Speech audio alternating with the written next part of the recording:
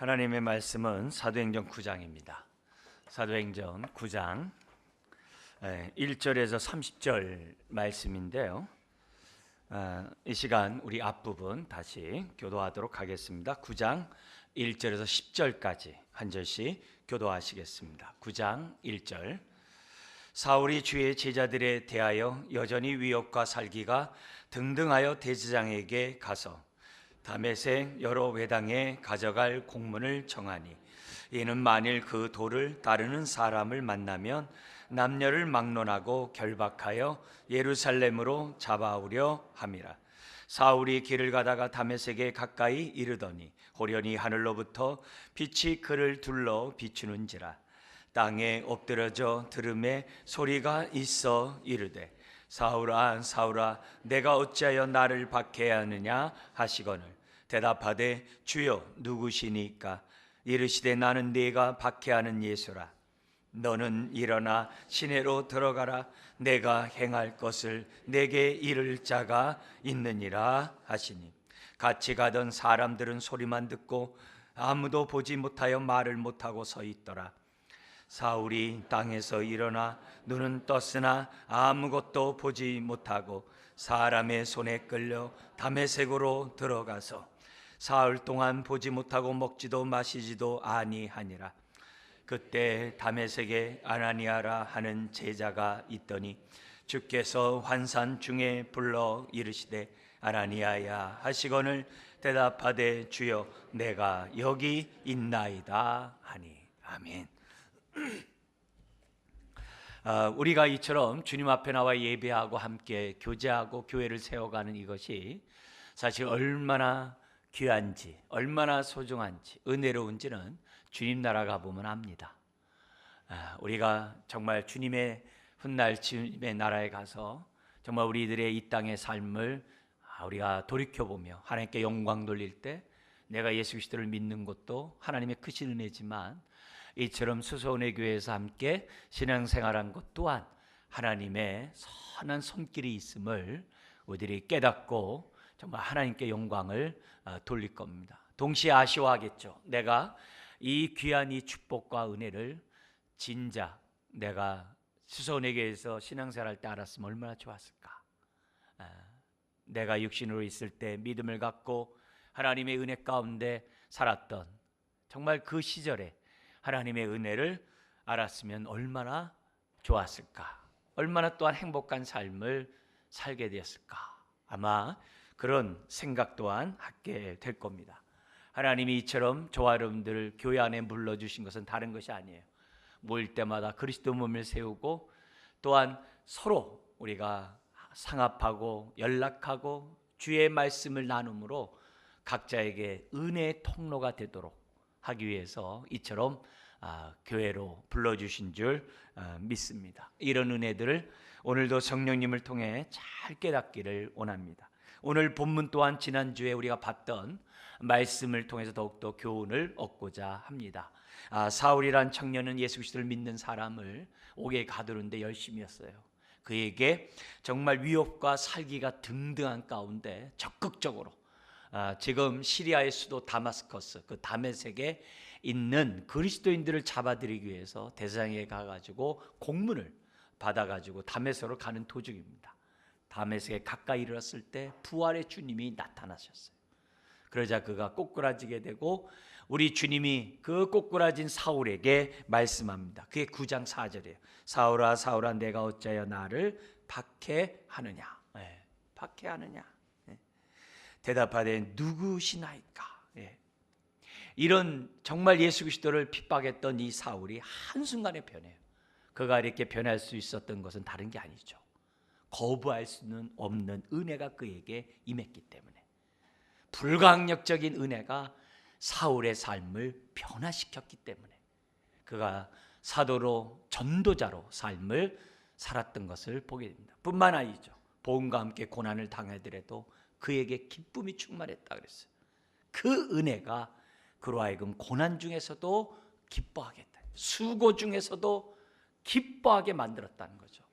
그것뿐만이 아닙니다. 훗날 나중에 목배임을 당하는 순교를 당하는 그 순환 속에서도 하나님께 감사하면서 순교할 수 있었던 것은 그가 받은 은혜 때문이라는 것을 우리가 지난주에 말씀 가운데 살펴봤습니다. 여러분, 불가항력적인 은혜를 받은, 정말 거부할 수 없는 은혜를 받은 사람은 주님의 길을 따라가게 되어 있어요. 주님 가신 그 길을 따라가게 되어 있어요. 한 걸음 한 걸음 걸을 때마다 은혜 위에 은혜의 축복을 누리게 되어 있다는 사실을 우리는 잊지 말아야만 합니다. 본문에서 또한 우리들이 교훈으로 삼아야 될 것들이 많이 있습니다. 오늘 우리 두 가지 내용을 좀 더 우리가 살펴보기를 원하는데요. 첫 번째는 6절에 있습니다. 우리 한 번 더 읽어볼까요? 너는 일어나 시내로 들어가라. 내가 행할 것을 내게 이를 자가 있느니라 하시니. 부활의 주님이 사울에게 나타나셔서 나는 네가 박해하는 예수다 하신 다음에 곧바로 내가 너를 이방인의 사도로 불렀다. 내가 너를 통해서 나의 증인이 되게 하겠다. 이렇게 사명을 맡기면 얼마나 좋겠어요. 근데 우리 부활의 주님은 그렇게 하지 않았어요. 나는 네가 박해하는 예수다라고 얘기하면서 너는 일어나 시내로 들어가라. 내가 행할 것을 내게 이를 자가 있느니라. 그 이를 자가 10절 이하의 아나니아죠. 다메섹에 있는 아나니아가 있다라고 말씀해요. 여기서 첫 번째 우리가 살펴볼 때 교훈은 이겁니다. 하나님은 사람을 통해 일하신다는 거예요. 하나님은 사람을 통해 일하신다. 이걸 우리들이 분명히 알고 잊지 말아야만 합니다. 우리 주님은 직접 사울에게 사명을 맡기지 않았어요. 아나니아를 통하여 앞으로 행할 일을 말씀하셨다는 사실을 저와 여러분들이 잊어서는 안 됩니다. 부활의 증인으로 하나님의 사도로 사울을 하나님이 쓰시기 전에 누구를 통해서? 아나니아를 통해서 복음을 전하게 하고 세례를 받게 하고 아나니아를 통해서 정말 예수의 이름으로 성령 충만하게 하고 또 아나니아를 통해서 이방인의 사도로 부름받았음을 사울은 들어야만 했다는 거죠. 이 아나니아라는 사람이 누구냐? 그는 이제 다메섹에서 있는 정말 이렇게 칭찬 듣는 사람이었다는 것을 사도행전 22장에 보면은 사도 바울이 3차 선교 여행을 끝나고 구제비를 가지고 예루살렘에 왔을 때 유대인들이 사울을 알아보고 사도 바울을 알아보고 죽이려 했어요. 로마 군인에 의해서 구사일생 살아나고 자기를 죽이려고 하는 자들에게 자기가 왜 예수의 증인 사도가 되었는지를 이렇게 설명을 합니다. 설명하는 가운데 아나니아라는 사람이 등장을 해요. 거기 보면은 이 아나니아가 어떤 사람이었는지 우리들에게 보여주고 있는데요. 사도행전 22장 12절에 13절에 있습니다. 거기 보면은 율법에 따라 경건한 사람으로 이렇게 기록되어 있어요. 율법에 따라 경건한 사람으로 거기 사는 모든 유대인들에게 칭찬을 받는 아나니아라 하는 이가 기독교인들뿐만이 아니라 구분한다면 유대인, 그것도 모든 유대인들에게 뭘 받았다고요? 칭찬을 받았다. 왜요? 율법에 따라 경건한 삶을 살았기 때문에 그 덕망 있는 그 모습에 사람들이 칭찬했다는 거예요. 그만큼 이름이 알려진 거죠. 그가 내게로 와서 13절에 뭐라 하면은 와서 서서 말하되 형제 사울아 다시 보라 하거늘 즉시 그를 쳐다보았노라. 즉시 자기 눈이 밝게 되었다라는 이 간증을 하는 그 모습을 보게 됩니다.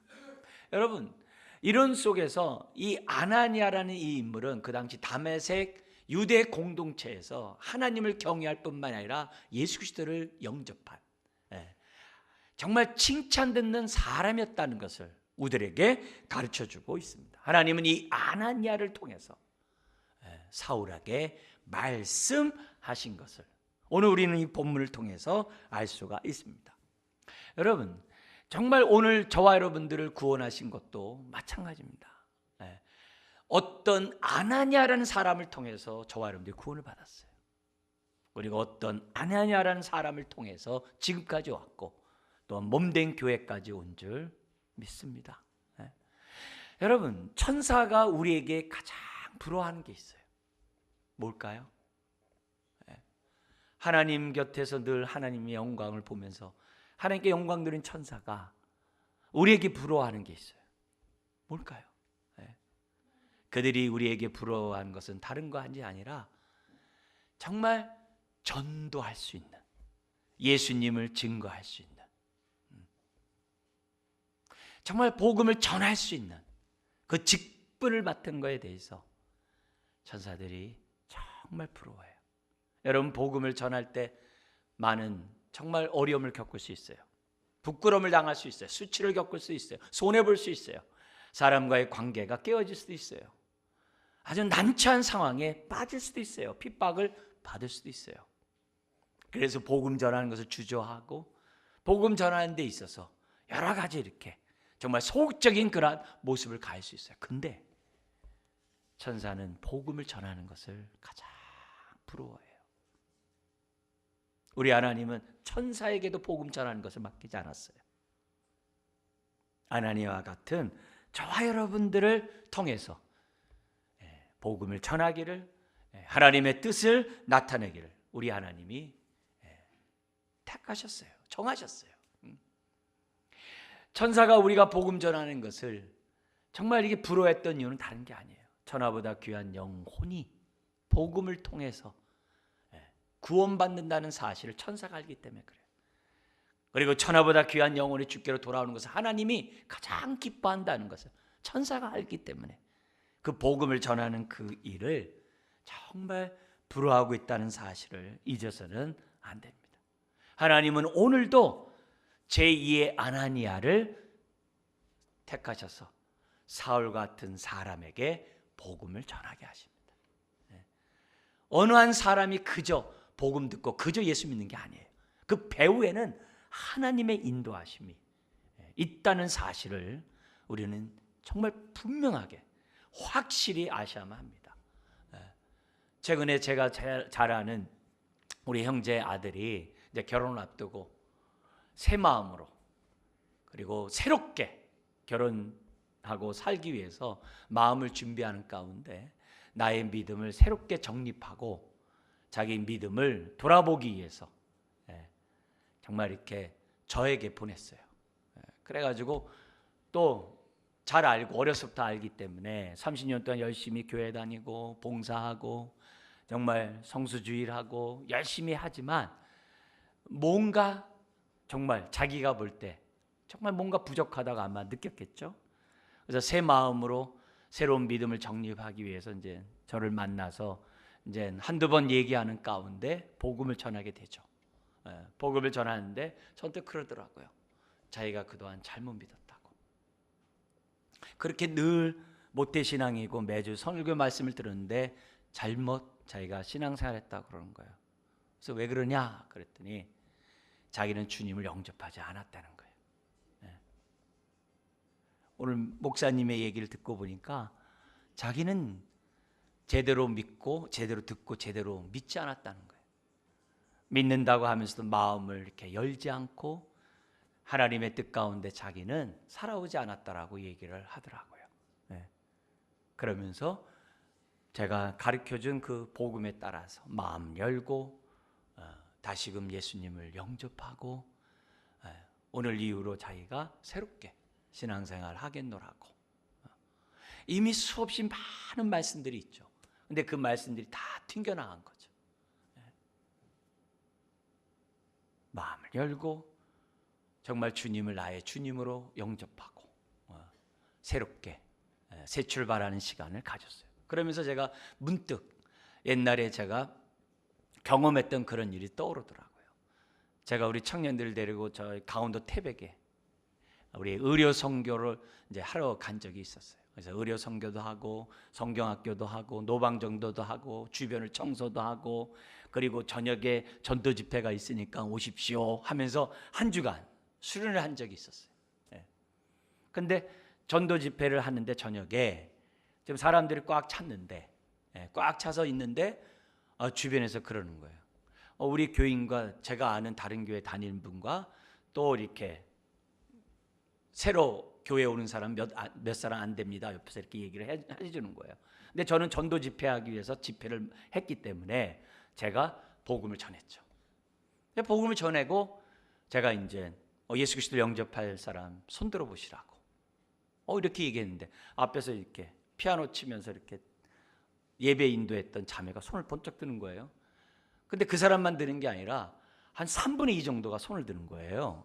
그 많은 이렇게 있는데요.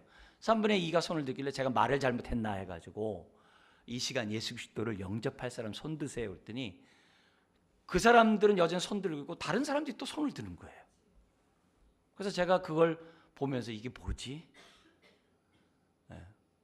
조금 아까 성경학교 했던 선생님들도 손 들고, 같이 노방전 됐던 사람 손 들고, 의료 선교할 때 옆에서 도와줬던 사람 손 들고, 같이 주방에서 일하다가 이렇게 했던 사람도 손 들고, 도대체 이게 뭐지? 그 순간에 하나님이 저를 통해서 그들을 찾아가시고 그들을 만나주신 거죠. 지난주에 있던 그 형제도 어렸을 때부터 제가 잘 보고 늘 알았거든요. 그로 하여금 새로운 마음을 갖게 하고 정말 예수님을 믿는다는 것이 주님을 영접하는 것이고 정말 주님을 나의 인생의 정말 주인으로 정말 영접하고 그동안 주님 없었던 나의 모습을 정말 회개하는 것이라는 얘기를 너무나도 잘 알고 있는 그 말씀인데 그게 그 형제에게 영이요 생명의 말씀이 됐어요. 주님이 그 마음을 열어주신 거죠. 만져주신 거죠. 저는 그 순간에 아나니아로서 하나님의 축복의 통로가 된 거였던 것을. 여러분 오늘 우리들이 아나니아도 사울을 볼 때 저 사람 믿을 사람 아닙니다 라고 생각할 정도의 사울은 강박했어요. 강박했어요. 그리고 그의 여러 가지 상황을 보더라도 믿을 사람이 아니에요. 왜요? 바리새인 중에 바리새인이고 히브리인 중에 히브리이고 율법으로는 흠이 없는 자고 예수 그리스도를 믿는 사람을 잡아러 여기까지 온 사람인데 그 동네에 있었던 아나니아가 사울에게 우리 주님이 나타나셔서 환상 중에 나타나셔서 사울에게 가라 그러니까 주님 그 사람이 어떤 사람인데 하면서 가기를 주저했다라고 이제 성경은 얘기를 해요. 그러면서 13절 14절에 아나니아가 이 부활의 주님 앞에 이런 얘기를 하는 겁니다. 보면은 13절 14절 아나니아가 대답하되 주여 이 사람에 대하여 내가 여러 사람에게 듣사온즉 그가 예루살렘에서 주의 성도에게 적지 않은 해를 끼쳤다 하더니 여기서도 주의 이름을 부르는 모든 사람을 결박할 권한을 대장들에게서 받았나이다 하거늘. 저 같으면은 기도 가운데 이 환상 중에 주님 나타나서 사울에게 가라 그러면 가겠습니다 이렇게 할 것 같은데 아나니아는 주저하는 거예요. 나를 잡으러 온 사람에게 가라뇨 이제 그런 겁니다. 그런데 15절 16절에 그래도 가라는 거예요. 가라 그래요. 그러면서 뭐라고 얘기합니까? 15절 16절 우리 같이 한번 읽어볼까요? 주께서 이르시되 가라 이 사람은 내 이름을 이방인과 임금들과 이스라엘 자손들에게 전하기 위하여 택한 나의 그릇이라. 그가 내 이름을 위하여 얼마나 고난을 받아야 할 것을 내가 그에게 보이리라 하시니. 딱 그래. 그 결과 아나니아 볼 때 이 사울 안 돼 하는 사람도 믿은 거예요. 믿은 거예요. 여러분 이게 정말 하나님의 은혜요 능력이에요. 우리 입장 바꿔서 생각해 보세요. 여러분들이 처음 전도 받을 때 전도한 사람이 저 사람 믿을 것 같아서 저와 여러분들이 전도했을까요? 여러분 딱 보면 저 사람 믿을 것 같다 이렇게 생긴 외모입니까? 그렇지 않아요. 그렇지 않아요. 그렇지 않습니다. 정말 하나님 앞에 믿음으로 순종한 아나니아와 같은 사람이 있기 때문에 복음을 전한 거예요. 그리고 예수를 믿은 거예요. 우리 가운데 누가 쉽게 예수 믿을 사람이 어디 있어요? 내 인생의 주인이 나고 정말 하나님의 말씀에 순종하기보다도 나의 경험과 나의 가치에 따라서 행동하는 내 자신이 어떻게 믿기 쉽겠어요? 어렵죠. 또 우리 주변에는 막 무락부락하게 생긴 사람이 주님 앞에 회개하고 믿는 사람들이 의외로 많아요. 저도 제가 아주 기억나는 그 사람이 이 군대에서 신병이 왔는데 제일 앞에 앉아서 예배를 드리는 거예요. 등치가 보통 큰 게 아니에요. 귀도 막 뒤로 막 이렇게 제껴져 있는 사람인데 국가대표 레슬링 선수였어요. 근데 메달을 못 따가지고 군대로 온 거예요. 늦자막게 군대로 온 거예요. 왜? 운동하다가 십자인대가 이렇게 다 끊어지고 다쳐가지고 운동을 못해서 이제 들어온 거예요. 근데 예배 때마다 말씀을 어떻게 정말 잘 듣고 그런지 몰라요. 그때는 군목이 없고 군종들이 설교하고 있었던 이 대대 이 교회였거든요. 근데 그렇게 말씀 잘 듣고면서 울면서 기도하고 그러는 거예요. 나중에 얘기를 들어보니까 이런 얘기를 쭉 하는 거예요. 지금은 이제 스포츠 그런 체육인들을 위해서 복음 선교 사역을 하고 있어요. 근데 그 사람 도대체 믿을 것 같지 않아요. 근데도 하나님께서 아나니아를 통해서 믿게 했던 것을 봐요. 디모데전서 1장 16절에 보면 바울이 이때 이 상황을 또 이렇게 기록한 내용이 있어요. 자기를 빗대어서 뭐라 하냐면은 하나님이 나에게 왜 긍휼을 베푸신 줄 아냐? 내가 긍휼을 입은 까닭은 예수 그리스도께서 내게 먼저 그래요. 먼저 오래 일체 오래 참으심을 보이사, 먼저 자기의 일체 오래 참으심을 보이사, 자기가 막 그냥 핍박하고 이런 모든 거 다 참고 계시는 거예요. 그러더니 후에 주를 믿어 영생 얻는 자들에게 본이 되게 하려 하심이라. 이 말이 뭐예요? 사울과 같은 자기 자신이 예수를 믿었다면 믿지 못할 자가 없다는 거죠. 이런 자도 예수를 믿는다고 한다면 누구나 다 믿을 수 있다라고 하는 그 본이 된다는 거죠. 그러므로 오늘 이 말씀을 통해서 우리들이 분명히 아셔야 될 것은 하나님은 사람을 통해 구원을 베푸신다는 것을 알고, 분명히 알고 저와 여러분들이 모든 사람에게 마음을 열어야 돼. 사울과 같은 청년이 있어도 마음을 열고 내가 받은 사랑을 전해야만 한다는 것을 우리는 잊어서는 안 됩니다. 자, 그러면 왜 우리 하나님께서 이렇게 사람을 사용하는가? 왜 아나니아를 사울에게 왜 보내셨는가? 여러 가지 이유가 있어요. 그러나 오늘 이 주제와 연관해서 제가 설교드리고 싶은 것은 뭐냐면 신앙생활을 혼자 하는 것이 아니기 때문에 그래요. 그래서 아나니아가 있을 때 다메섹 교회 공동체에 사울이라는 청년이 들어올 수 있어요. 만약에 아나니아가 연결해 주지 않으면 그 다메섹에 있는 그리스도인들이 사울을 피합니다. 사울을 만나려고 하지 않아요. 사울은 아무리 내가 그리스도인이 됐다라고 얘기해도 믿어주지 않아요. 왜요? 그가 행한 만행이 있었거든요.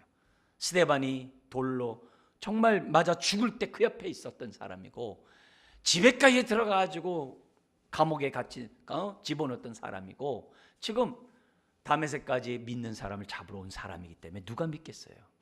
안 믿겠죠. 근데 아나니아를 통해서, 그것도 뭐예요? 칭찬받는 아나니아를 통해서 사람들에게 소개를 하면 어떻게 돼요? 다메섹 교회 공동체가 의심 없이 받아들일 수 있는 거죠. 그러니까 우리 하나님께서는 아나니아를 통해서 사울을 만나주시고 사울에게 복음을 전하고 사울에게 사명까지 맡기셨던 것을 우리들에게 보여주고 있습니다. 즉 사울이라는 사람이 교회에 들어와서 교회 안에서 신앙생활 잘할 수 있도록 사람을 사용하는 거예요. 이 비슷한 상황이 우리가 다 읽지 않았습니다만 9장 26절 이하에도 나옵니다. 9장 26절 이하에 보면은 이 사울이라는 사람이 예루살렘 교회 공동체에 들어가는 데 있어서 제2의 아나니아가 있었어요. 그게 누구냐면 바나바예요. 바나바예요. 26절에 보면은 이렇게 되어 있습니다. 사울이 예루살렘에 가서 제자들을 사귀고자 하나 다 어떻게 했다고 그래요? 두려워하여, 이렇게 되어 있어요. 다 두려워하여 그가 제자됨을 믿지 아니하니. 그렇죠. 불과 얼마 전까지만 해도 이 예루살렘에서 예수 믿는 사람 잡아다 옥에 가던 사람이에요. 더구나 대제사장에게 공문 받고 저 다메섹까지 가가지고 예수 믿고 온 사람을 갖다 잡아들이겠다는 사람이에요. 그거 다 알고 있는데 자기가 예수 믿는 제자가 되었다라고 하니 안 믿는 거죠. 물론 25절과 26절 사이에 3년이라는 시간이 갭이 있어요.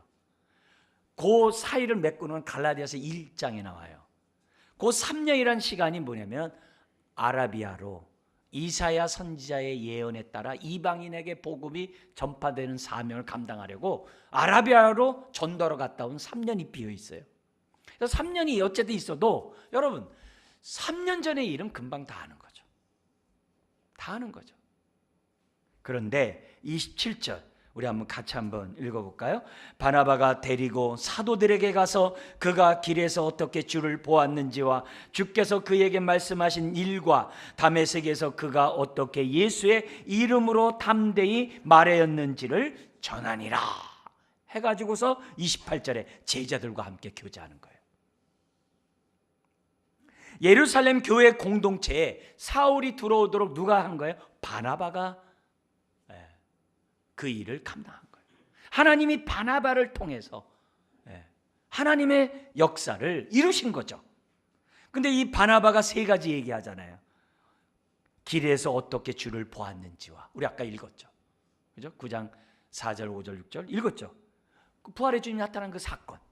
그 두 번째, 주께서 그에게 말씀하신 일과 이방인의 사도로서 택한 것이라는 그 얘기와, 그 다음에 세 번째로 어떻게 돼요? 다메섹에서 그가 어떻게 예수의 이름으로 담대히 말하였는지, 그가 세례받고 성령 충만한 다음에 기력이 회복되자마자 다메섹의 회당에 들어가지고 예수는 하나님의 아들이요 예수는 그리스도요 라고 앞에서 전했잖아요. 그게 몇 절에 나옵니까? 그 9장 20절과 그죠? 9장 22절에 나오잖아요. 즉시 회당에 각 회당에서 예수가 하나님의 아들임을 전파하니, 막 핍박 가운데 있어도 22절에 사울은 힘을 더 얻어 예수를 그리스도라 증언하여 다메섹에 사는 유대인들을 당혹하게 하니라. 그 얘기를 세 가지를 딱 얘기를 해주는 거예요. 그러니까 사도들을 비롯한 제자들이 신뢰를 하는 거죠. 그러니까 이미 바나바와 사울이 만나가지고 사울이 자기의 이 모든 것을 나눴다는 얘기예요.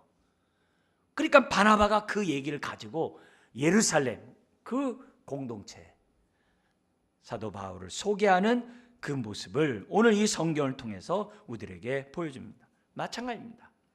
제가 지금까지 오는 데 있어서 저에게 수없이 많은 아나니아하고 누구예요? 바나바가 있었어요. 초등학교 들어가기 전에 교회를 갔을 때 저를 인도했던 친구들도 있고 형도 있고, 교회 왔다 갔다 이렇게 했지만 그때마다 저를 잡아주고 인도했던 선생님들도 있고, 여러 아나니아 바나바 같은 사람이 있기 때문에 제가 지금까지 올 수 있었죠. 우리나라에 그 CCC 선교단체가 있어요.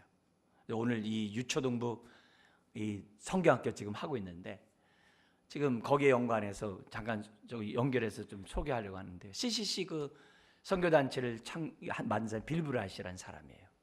그러니까 우리나라 60년대 들어와 가지고 지금 이제 CCC가 이렇게 선교 활동을, 대학생 선교 활동을 하고 있습니다. 근데 그 빌브라이시 누굴 통해서 복음을 알고 누굴 통해서 그가 믿음을 갖게 되느냐? 주일학교 선생님 때문에. 그가 주일학교 선생님이라고 얘기했기 때문에 이름이 나오질 않아요. 그렇지만 주일학교 선생님을 통해서 자기가 복음을 듣고 믿음을 갖고 자기가 지금 지금 복음을 위해 자기 인생을 드리는 사람이 되었다라고 고백을 해요. 뿐만 아닙니다. 지금은 약 100만 명을 전도했다라고 하는 무디라는 사람이 있어요. 무디라는 사람. 이 무디라는 사람이 이제 학교를 나오지 않고 이 구두 수송공을 갖다가 하고 있었어요. 그래서 수없이 많은 사람들이 오고 가는 그런 가운데 구두 수송을 하고 있는데 그 사람에게 복음을 전한 사람이 있었어요. 그 에드워드 킴벌이라는 사람인데, 이 사람이 누구냐면 주일학교 선생님이세요. 그래서 킴벌이라는 사람이 무디에게 복음을 전했고 그가 믿음을 갖도록 도와줬어요. 그래서 그 무디를 통해서 정말 미국뿐만 아니라 영국까지 얼마나 복음의 역사가 나타난지 몰라요. 그 사람에게 은혜 받고 그 다음 사람 은혜 받고 계속 이어져서 여러분들이 잘 아는 YMC를 창설한 사람, 빌리 그레함, 이런 사람들이 다 그 계보 속에 있는 사람들이에요. 하나님은 사람을 통해 일하세요. 이 얘기를 통해서 우리가 분명히 알아야 될 것은 뭐냐면 왜 저와 여러분들을 구원했냐 이게요. 왜 저와 여러분들을 부르셨냐 이게요. 왜 구원했냐 이게요. 왜 예수 믿게 하고 왜 부르셨냐 이게요. 다른 게 아니라는 거예요. 또 다른 아나니아와 바나바가 되라고. 신앙생활은요 자기 혼자 하는 게 아니에요. 신앙생활은 예수 믿고 다 된 게 아니에요. 끊임없이 자라가야 돼요. 자라가려면 어떻게 돼야 돼요? 아나니아와 바나바 같은 사람의 돌봄이 필요해요. 함께 은혜를 나누는 사람들이 필요해요.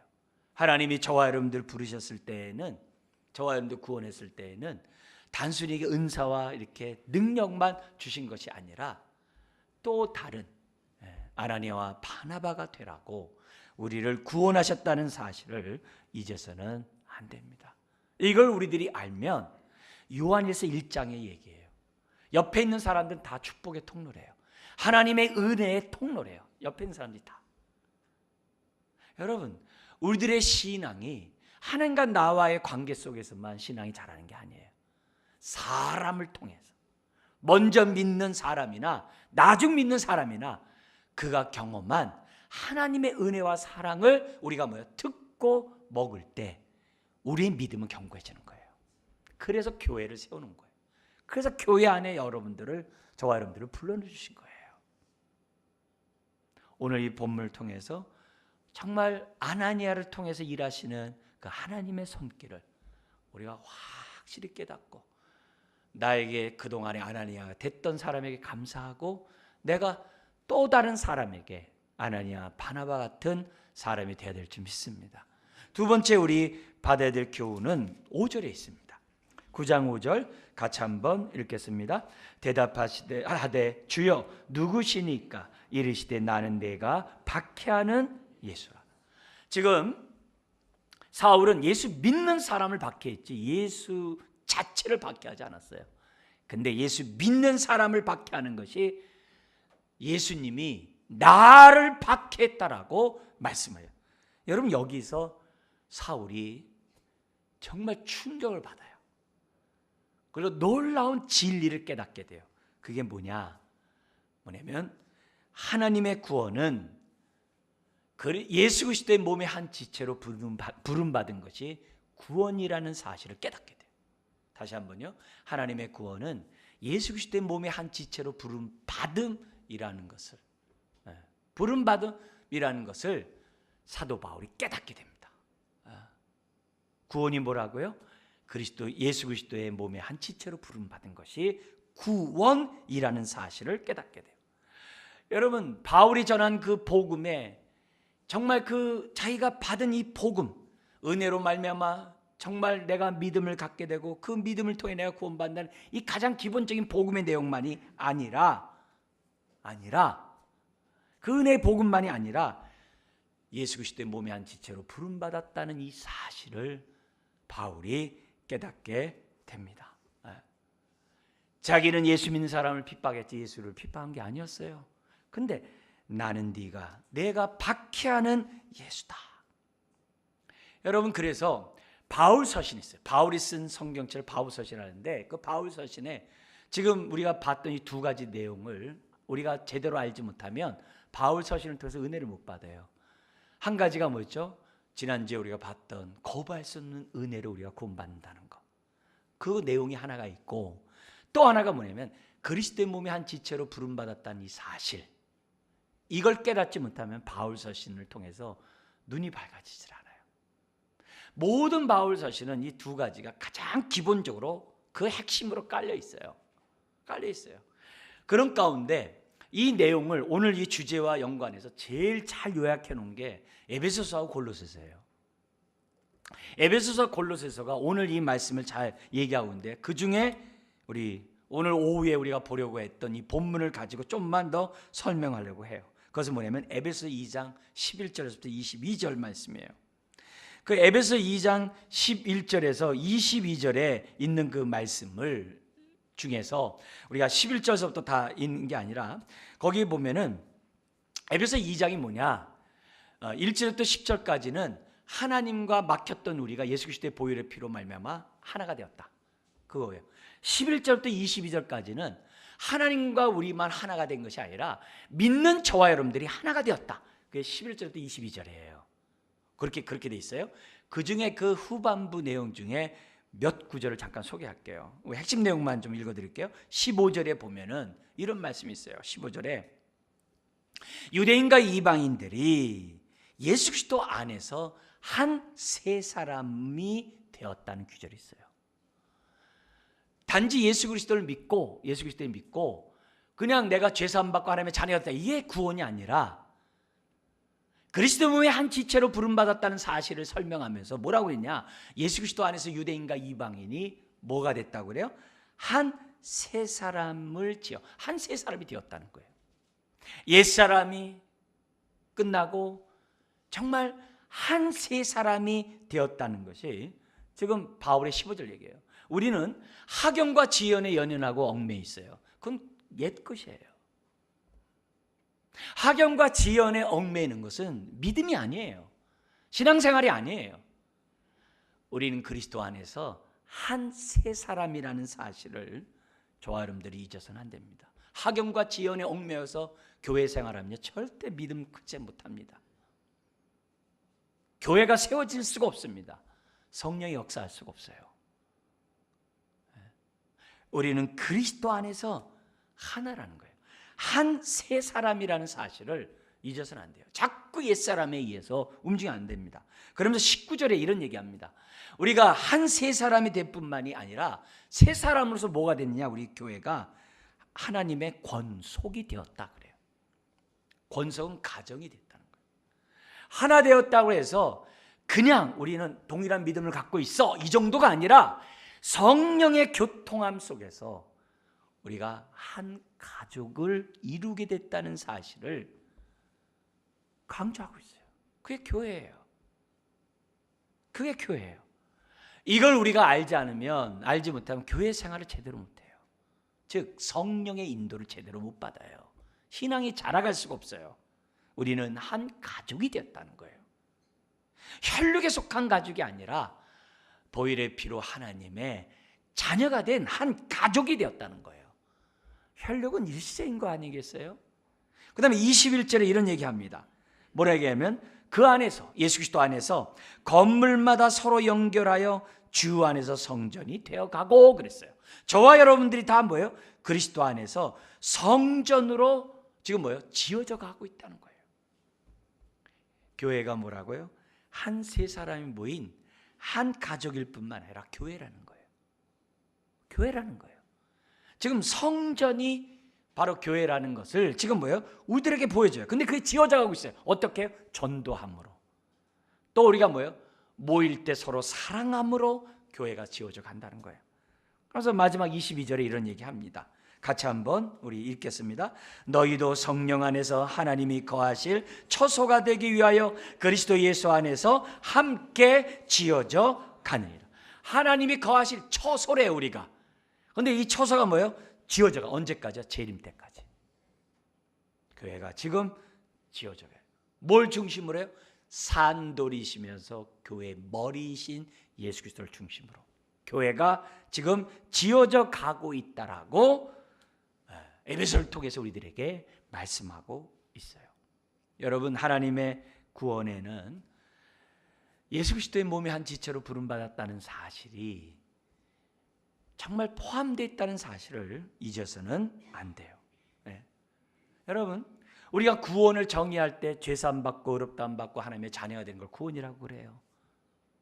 그리고 성화의 삶을 날마다 옛사람 죄를 회개하고 벗어버리고 새사람 의의 삶을 살아가는 것이 성화의 삶이라고 우리는 알고 있어요. 그것만 아니라는 거예요. 뭣도 있다고요? 구원이 그리스도의 몸의 한 지체로 부름받은 것이 구원이라는 거예요. 그리고 성화의 삶이 뭐라고요? 모일 때마다 그리스도의 몸을 세우고 흩어져서 그리스도를 몸을 세울 수 있는 재료들을, 영혼들을 모으는 것이 성화의 삶이라는 사실을 잊어서는 안 돼요. 그 얘기를 지금 오늘 이 본문을 통해서 우리들에게 말씀하고 있습니다. 교회는 머리이신 주님을 중심으로 우리가 어떻게 돼요?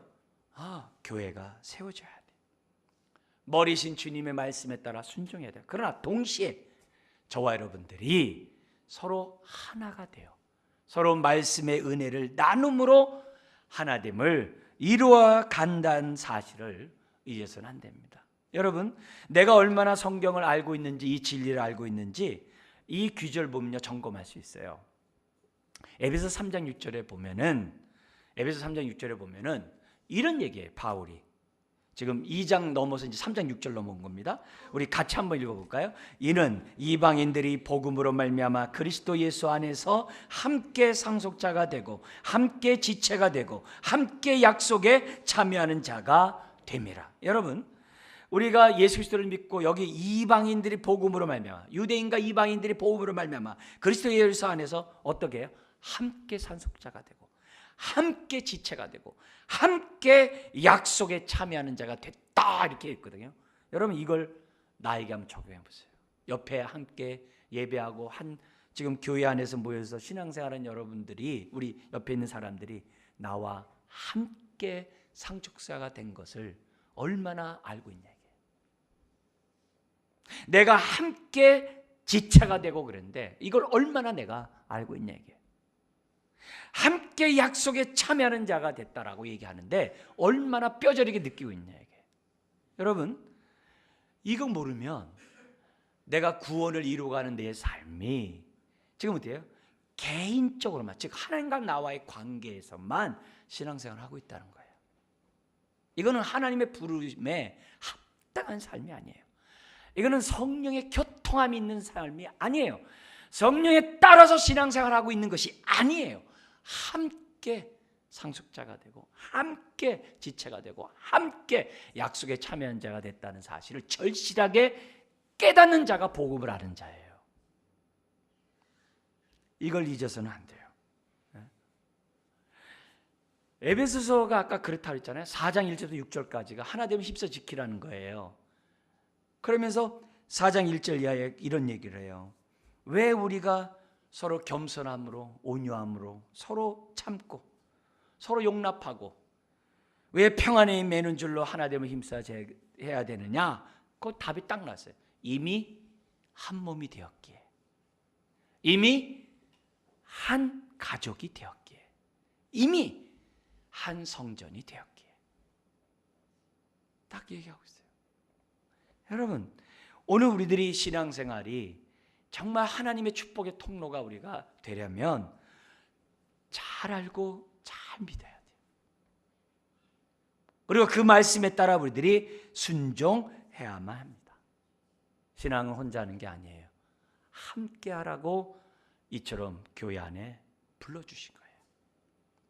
머리이신 주님으로만 우리가 교통하는 것이 아니라 지체를 통해서 우리가 서로 은혜의 통로가 돼야 돼요. 먼저 믿었던 나중 믿었던 내가 만난 주님을 서로 나누면서 상대방을 공급해야 돼요. 상대방의 믿음을 돈독하게 해야 돼요. 상대방을 세워줘야만 해요. 성령이 오신 이유가 뭐예요? 이거 하라고. 그래서 성령의 교통함이라고 그런 거예요. 성령의, 제가 축도할 때 성령의 교통함이 있기를 축도하잖아요. 그 교통함이, 교제함이 이거예요. 왜요? 이미 하나가 되었기 때문에. 하나됨을 힘써 지키라고 성령님이 오신 것을 우리에게 보여주는 거예요. 사도행전이 뭘 보여주느냐? 한 몸으로 부름받았다는 것을 사도행전을 보여주는 거예요. 네, 보여주는 거예요. 여러분, 2장에 보면은 2장 44절 이하에 보면은 44절, 45절, 46절에 이런 말씀 있잖아요. 그 당시 성도들이 서로 통용하며 필요에 따라 소유를 나눠주고 날마다 마음을 같여요 성전에 모이기를 힘썼다 그래요. 이게 뭐예요? 우리는 한 가족이라는 거예요. 그리고 함께 뭐예요? 물건을 서로 나누는 거죠. 가족에서 물건 쓰는데 뭐 내 건 네 거 그런 건 어렸을 때나 그러지 집안에서 그런 게 어디 있어요? 그잖아요. 어떻게 그런 얘기예요? 그게 구원이고 그게 믿음이에요. 그게 신앙이에요. 그게 성령의 인도함 속에 있는 저와 여러분들이에요. 내가 예수 그리스도를 믿는다고 한다면, 예수님이 나의 머리라고 일하고 고백한다면, 그래서 주라고 고백한다면, 저와 여러분들이 어떤 사람인지를 잊어서는 안 돼요. 바울이 쓴 서신서 중에 로마서하고 골로새서가 있어요. 로마서, 골로새 있는데 제일 마지막 장, 로마서 같은 경우에 이제 16장인데 16장 한 장이 문안 인사예요. 문안 인사. 오늘 이 말씀을 몰랐을 때는요, 문안 인사가 그냥 지나갑니다. 근데 오늘 말씀을 알고 그 문안 인사를 보면 은혜가 돼요. 우리 초대교회가 교회였다는 것을 뼈저리게 느껴요. 왜 그런지 아세요? 그 로마서 16장의 문안 인사에 보면은 유대인도 있고요, 이방인도 있어요. 그들이 그리스도 안에서 하나예요. 주인도 있고요, 종도 있어요. 그들이 그리스도 안에서 하나예요. 여자도 있고 남자도 있어요. 그리스도 안에서 그들이 하나예요. 그들이 떠나 있어, 같이 있거나 떠나 있거나 나눠 있거나, 어떤 로마에 있으니까 다르겠죠. 예? 로마에 있는 사람과 터키 지역에 있는 사람과 예루살렘 사람 다를 거 아니에요. 그런데 그리스도 안에서 한 몸이라는 얘기를 문안 인사를 통해서 하고 있는 거예요. 그 당시 시대에 차별이 있고 정말 하나 될 수 없는 그 시대에 하나라는 거예요. 골로새서도 마찬가지예요. 4장까지 있는데 마지막 장에 문안 인사가 나와요. 오늘 이 본문을 알면 그 귀절이 은혜가 되는 거죠. 그래서 갈라디아서 3장 28절에 이런 말씀이 있어요. 갈라디아서 3장 28절에 뭐가 있냐면은, 너희는 유대인이나 헬라인이나 종이나 자유인이나 남자나 여자나 다 그리스도 예수 안에서 하나니라 그랬어요. 우리 다 같이 한 번 더 읽어볼까요? 너희는 유대인이나 헬라인이나 종이나 자유인이나 남자나 여자나 다 그리스도 예수 안에서 하나이니라. 여러분, 오늘 우리는 만날 수 없는 사람들처럼 만났어요. 이게 주의 은혜예요. 그리고 나를 풍성하기 위해서 다양한 사람을 만나게 하셨어요. 이게 은혜예요. 이게 은혜예요. 우리가 하나가 된다라고 얘기했을 때 이것이 획일적인 게 아니에요. 군대같이 그런 기계적인 게 아니에요. 유기적인 하나예요. 다른 말하면 다양성 속의 하나됨이에요. 여러분, 획이라는요 풍성할 수가 없어요. 정말 유기적인 관계 속에서 하나가 될 때, 다양성 속에 하나가 될 때 풍성함이 있는 거예요. 왜 자유민주주의하고 왜 이런 국가하고 왜 이렇게 다를까요? 삶이. 왜요? 자유민주주의 속에서는 다양함 속에 풍성함이 있거든요. 그래서 그걸 우리가 추구하고 이렇게 하고 있는 거 아니겠어요? 교회 안에서 내가 획일적으로 사람들 만나고 내가 만난 사람들과 만나고, 여러분 예배 드릴 때 정한 좌석에 앉아가지고 편하게 예배 드리는 거 좋아요. 그러나 동시에 어떻게 돼요? 나랑 교제하는 사람은 다양해야 한다는 사실을 잊어서는 안 돼요. 다양해야 돼요. 골다공증이 있어요. 그 골다공증 환자의 사진 찍은 거 보면요, 뼈에 구멍이 숭숭숭숭 뚫려 있어요. 그죠? 그래가지고 정말 넘어지기만 해도 그 뼈가 부러져요. 근데요, 튼튼한 뼈는요 촘밀해가지고 웬만해서는 부러지지 않아요. 교회도 똑같아요. 내 신앙이 몇몇 사람만 이렇게 연결되어 있으면요 골다공증 환자같이 신앙생활을 해요. 근데 내가 다양한 사람을 섬기고자 하고 다양한 사람으로부터 주의 은혜를 받고자 하고 다양한 사람에게 내가 이렇게 정말 말씀의 은혜를 내가 받고자 하면 여러분 정말 이렇게 된장 잘 이렇게 숙성했을 때 그 실이 많이 나오잖아요. 그런 것처럼 내 삶의 실이 많이 이렇게 연결돼 가지고 기둥이 되는 거예요. 건물의 기둥은 많은 가지가 다 연결돼 있어요. 나 혼자 삐쭉 쓴 이런 기둥은 그렇게 견고하지가 않아요. 그러나 기둥 같은 그러한 그리스도인이 되면 많은 연결망이 있는 거예요. 많을수록 내가 기둥이 되는 거예요. 우리 주님이 우리를 부르는 것이 기둥 같은 하나님의 자녀가 되라고 불렀지 그냥 있으나마나한 기둥이 되라고 이렇게 우리를 부른 게 아니거든요. 그런 의미에서 하나님의 축복의 통로가 나를 통해 돌아갈 뿐만 아니라 다른 사람을 통해서 나에게 은혜가 들어오도록 저와 여러분들이 신앙생활을 해야 돼요. 이걸 위해 교회가 있고 이걸 위해 성령님이 우리 가운데 오셨다는 사실을 저와 여러분들이 잊어서는 안 됩니다. 바울은 여기서 한 걸음 더 나가. 오늘의 이 경험이 한 걸음 더 나가. 에베소서 우리 한 지체로 부름받은 것만으로 끝나는 게 아니라 한 걸음 더 나가서 골로새서에 보면은 똑같은 에베소서 골로새 다 같은 저거거든요. 골로새에 보면은 거기 보면은 부부에게 또 가정에서 직장에서 사회에서 어떻게 신앙생활해야 되는가 그리스도인들은 믿음의 삶을 살아야 되는가 권면하면서 이런 얘기를 해요. 골로새서 3장 17절과 3장 23절에 이런 얘기를 합니다. 뭐라고 얘기하냐면 바울은 무엇을 하든지 말에나 일에나 다 주 예수의 이름으로 하고 이렇게 돼 있어요. 뭘 하든지 예수의 이름으로 하래요. 내 이름이 아니라.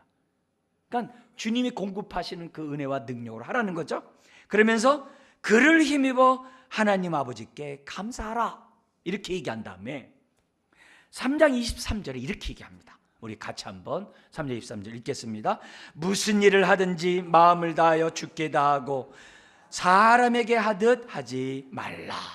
여러분 무슨 일을 하든지 주께 하듯 하래요. 그것도 마음을 다하여 주께 하듯 하래요. 근데 이게 왜 권면서에 나오냐면요, 종이 상전에게 대할 때 눈 가리고 아웅하는 식으로 하지 말고 상전에게 대할 때 주께 하듯 하라는 거예요. 그리고 나서 뭐라 그래요? 사람에게 하듯 하지 말라.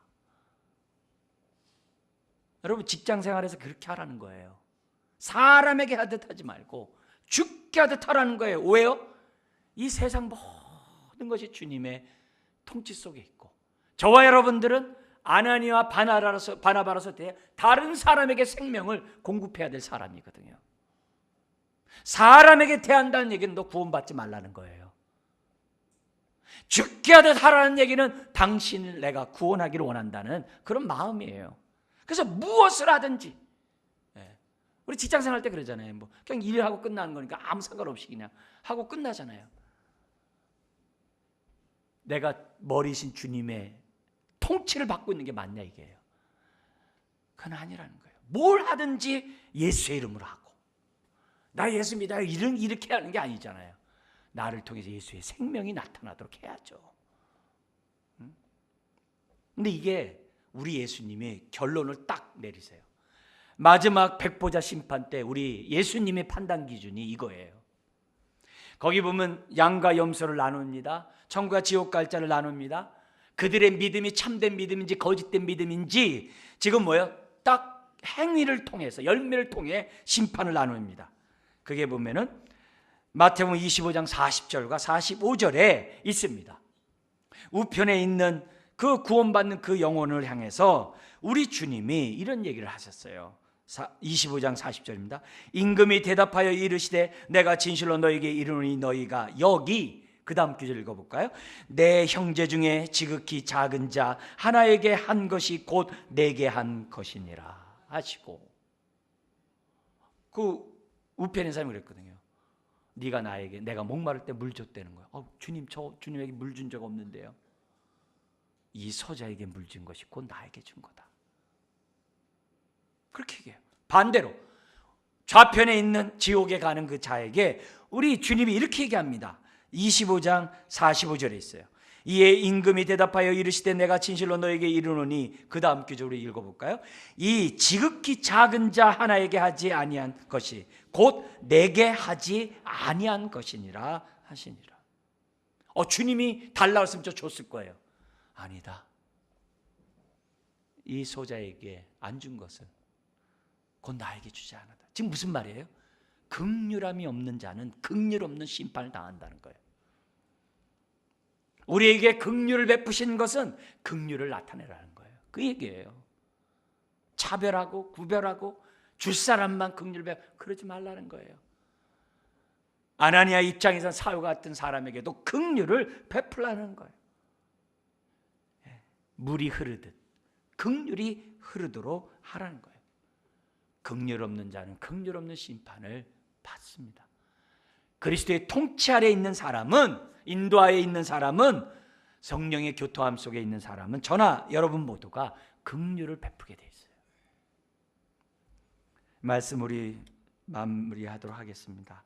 여러분, 예수 그리스도를 영접한 순간 우리는 그리스도 몸의 한 지체로 부름받은 자들이에요. 그래서 우리 모일 때마다 주님이 주신 은사와 직분을 통해 그리스도의 몸을 세우고 하나님 말씀을 나눔으로 견고하게 해야 돼요. 예배만 드리고 그냥 가지 마세요. 말씀의 나눔을 꼭 하셔야 돼요. 반면에 흩어질 때마다 주님의 사랑을 전할 때 누구처럼요? 아나니아와 바나바처럼 주의 사랑을 나타내는 저와 여러분들이 돼야 될 줄 믿습니다. 오늘 이 말씀이 우리에게 영이요 생명의 말씀이 되시길 주 여러분 축원합니다. 기도하겠습니다. 하나님 아버지, 우리가 무엇을 믿는 것인지 알게 하시고 믿음의 삶이 어떤 삶인지 오늘 본문을 통해 다시 한번 우리가 또한 깨닫고 알고 또한 마음에 새기게 하시니 감사합니다. 성령님, 우리가 깨달은 대로 우리가 이 말씀대로 순종하며 살아갈 수 있도록 은혜를 더하여 주시옵소서. 그로 인하여 내 인생이 복되게 하시고 나를 만나는 사람들이 하나님의 은혜를 경험하게 해주시고 내가 가는 곳마다 행복한 모임들이 되도록 은혜를 더하여 주옵소서. 믿사오며 예수님의 이름으로 기도드리옵나이다. 아멘. 찬송가 428장 부르시면서 봉헌하시겠습니다.